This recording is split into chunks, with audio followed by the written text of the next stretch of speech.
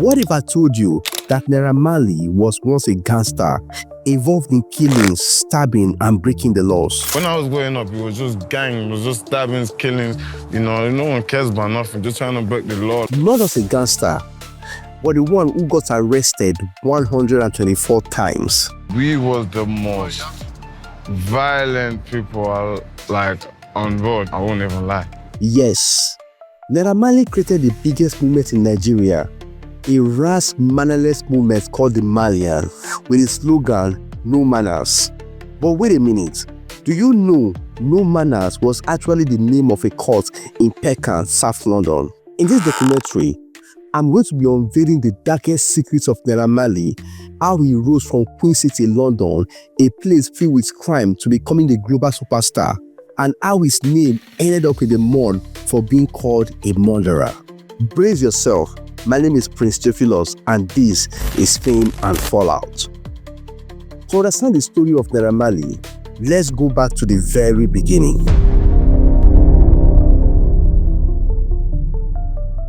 He was born Azeez Adesina Fashola in 1991 in Lagos, Nigeria. He didn't grow up with luxury. He didn't grow up with fame. He grew up in a loud, busy street of Lagos, where every child had to fight for survival. Lagos was tough. The dreams were expensive. But little Azeez had something different.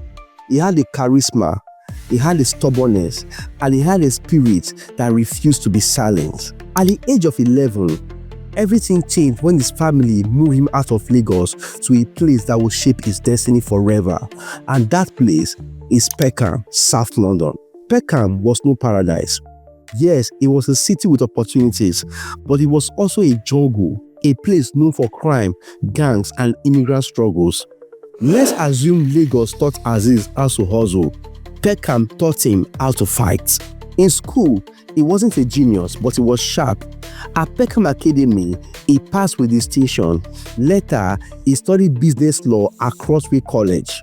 On paper, this looked like a boy destined for a corporate job. But outside the classroom, a different education was happening. On the streets of Peckham, Azeez was learning music. Not just music, he was also learning the codes of the streets. He was learning how to survive in a country that didn't care whether an African boy like him succeeded or failed. In 2014, reports surfaced that Naira Marley was allegedly declared wanted by Lewisham Police in London, accused of robbery and sexual assault on a night bus. But that is not all. Naira Marley himself once allegedly claimed that he had been arrested 124 times in the UK. Yes, 124 times. Now think about that. Even if half of it was true, it tells you the kind of life he was living. In and out of police cell, always in trouble, always walking in the line between survival and destruction. This was the reality of Peckham life, and that was the soil that grew the artist that would later be known as Naira Marley, who made music his greatest escape. Around that time, the UK grime scene was exploding. Grime is a style of music that started in East London in the early 2000s. It's a raw, fast-paced genre that mixes elements of UK garage, drum and bass, dancehall, and hip-hop. Artists like Willie, Skepta, Dizzy Rascal were the stars of that time. They were the street kings who carried raw energy into their music, and Naira Marley fell in love with it.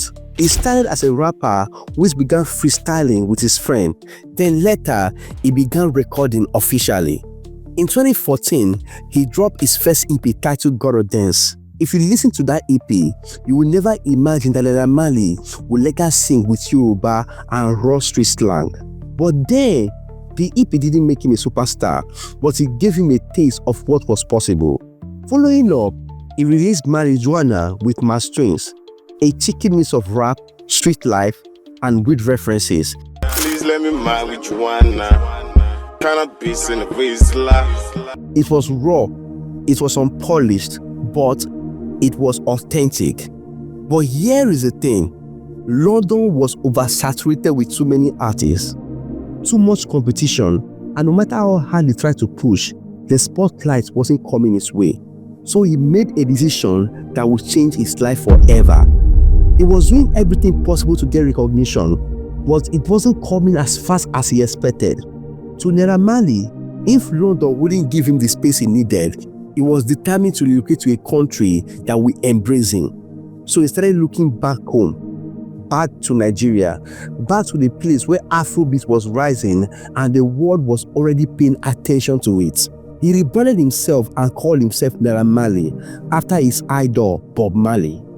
Bob Marley represented rebellion. Bob Marley represented freedom. And Naira Marley wanted the same thing. As at that time, Wizkid was already selling out arenas. Davido was topping charts and Burna Boy was carving his lane. And Naira Marley thought to himself, if they can do it, why can't I? So he switched the gears by creating sound that blended his two words. He began to blend Afrobeat with his London rhyme. He added Yoruba to his flows. He started sounding like the street of Lagos even while he was staying in London. It was a gamble, but soon the gamble would pay off. In 2017, everything changed when he released his song titled It's a Go. Oh, this is a go. Malosun, this is a go. That song was so powerful that Olamide and Leakers jumped on it. And later, even superstars like Simi, Fast, Slinkers joined in the remix. Suddenly, Naira Marley was no longer a boy hustling in Peckham. He was now a star in Nigeria. At first, It's a Go was just a street anthem. But then, coincidentally, Nigeria was heading to the World Cup. And suddenly, It's a Go became the unofficial national song. Everywhere you turn, people were chanting it. Football viewing centers, clubs, parties, schools. That single track turned Naira Marley into a star. And finally, he broke through. Now, here is the thing. Naira Marley was not like Wizkid. He wasn't like Davido. He wasn't even like Burna Boy. While others polished their image, Naira Marley embraced chaos. He called his fans Malians. He told them to live free, live wild, and break the rules. It was an identity and the street loved it. And before you know it, even sane people started loving it. But the same identity that made him famous was the same identity that would bring him scandals. Because very soon, Naira Marley was about to cross the line no Nigerian artist had ever dared to cross. And when he did, his life would never remain the same. In 2019, he dropped a track titled Am I a Yahoo Boy with Zlatan. Am I a Yahoo boy? Me hotmail, mo fine gan. Now, let's be clear. In Nigeria, Yahoo is not just about fraud. It's a full-blown epidemic. Young boys chasing quick money and lavish lifestyle funded by stolen credit cards were everywhere, and the government declared war against it. And then comes Naira Marley, an artist who had just blown up. And instead of avoiding the topic, he embraced it. Not only embracing it, but he made the whole song out of it.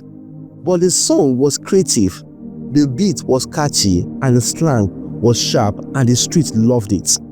But not everyone was happy about it. Some people called him a bad influence. They said he was promoting fraud. They said he was corrupting the youth. I do not like anything about Naira Marley. Naira Marley is not a role model. And before Naira Marley could even enjoy the buzz of his new single, the government came knocking. On the 10th of May 2019, which was also his birthday, the EFCC arrested him and charged him on 11 counts of internet fraud, credit card scams, and alleged conspiracy to obtain money by false pretense. The news was everywhere. Headlines, TV, radio, Twitter. In one single day, Naira Marley went from being a rising star to being branded as a criminal. Naira Marley on Monday, the 20th of May, pled not guilty to an 11-count charge bordering on cybercrime and credit card theft leveled against him. But here is a shocking part. The arrest didn't kill his career. It made him bigger. At a point, even pastors were talking about Naira Marley in their sermons. Naira Marley, orí ẹ̀ mọ̀ pé ayé yóò lé, ayé yóò lé, ayé ló máa yé lé. Good or bad publicity, everything was working in his favor. Because the same way Nigerians hate crime is the same way the streets also love rebellion. And Naira Marley suddenly became a symbol of resistance. To his fans, he wasn't a fraudster. He was a victim, a scapegoat, a hero who dared to speak the truth through his music. The one biggest problem with Nigerian youth is they idolize crime, fraud, and fake lifestyles. Naira Marley's song was a way to deny being involved in crime while still committing it. So the youth loved the song. The EFCC dragged him to court. They put him in handcuffs, but his fan base kept growing. That was when people started calling themselves Malians. They started a culture of freedom, no manners, no rules, no boundaries. The more the society criticized him, the more the Malians loved him. By the time Naira Marley was released on bail, he was no longer just an artist, he was a movement, but in a bad way. But here is the twist. The same movement, the same Malian identity will later become the reason for his greatest fall. Because when you make rebellion your brand, you can't stop the chaos that follows. And for Naira Marley, the chaos was only the beginning. When Naira Marley walked out of prison in 2019, most people expected him to lay low, to stay quiet, and to avoid trouble. But instead of silence, Naira Marley released a new song, and that song was Soapy.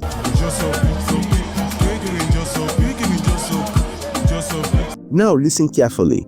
Soapy was not just music, it was provocation.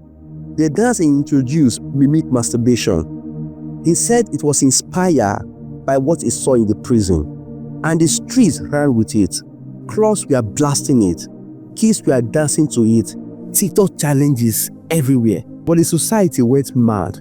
They said it was corrupting children. They said it was glamorizing prison life. They said it was a danger to the society. But for Naira Marley, that was a plan. He wasn't just here to play safe. He wasn't here to impress pastors or politicians. He was here for the streets, and the street crowned him their president. By the end of 2019, he was selling out shows. Everywhere you turn, someone was shouting Marlians. No belt, no rules, no manners.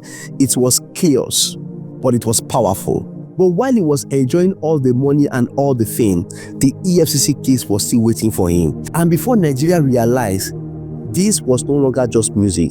This was a cultural rebellion. But here is the thing about rebellion. It doesn't last forever. Because the same controversies that made Naira Marley popular were the same controversies that would later break him. And very soon, he was about to face new battles. Battles that would not just test his music, but his survivor. After the EFCC case and everything, Naira Marley decided to start his own record label, Marlians Music. And for a while, it looked like a genius move. He had the streets, he had fame, and now he had his own army of young talent. He signed artists like Zinoliski, Mobad, C Black, Fabian Blue, Lighter, and many others. Together, they became the voice of the new generation. Everywhere you turn, Malian music was dominating the club, the radio, the parties. But behind the music, one of his artists would be the end of his career at the end of the entire record label, and that artist was Mobad. This is what happened.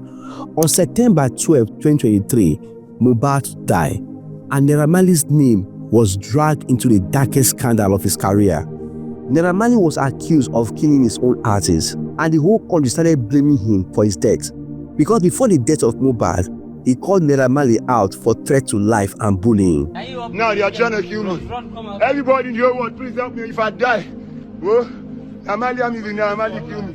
And when the news broke out, radio stations started banning his songs. TV stations pulled out Malian music videos. Promoters cancelled the shows.